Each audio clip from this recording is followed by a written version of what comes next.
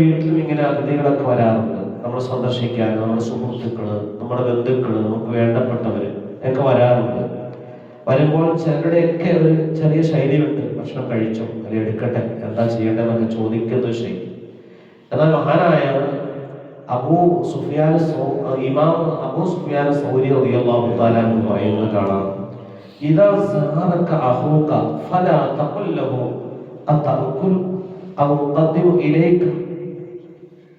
നമ്മുടെ അടുക്കലേക്ക് നമ്മളെ സന്ദർശിക്കാൻ ഒരാൾ കടന്നു വന്നു കഴിഞ്ഞാൽ നീ കഴിക്കുന്നോ, അല്പം വിളമ്പട്ടെ എന്നൊന്നും ചോദിക്കാൻ പാടില്ല. അങ്ങനത്തെ ശൈലി പാടില്ല. പിന്നെയോ വലാകിൻ ഖദ്ദിം ഫഇന്ന അകല വഇല്ല ഫർഫഅ.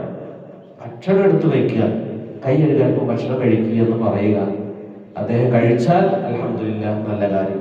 ഇനി കഴിച്ചില്ല, വേണ്ട എന്ന് പറയുന്നെങ്കിൽ ആ ഭക്ഷണം എടുത്ത് മാറ്റിയേക്കുക.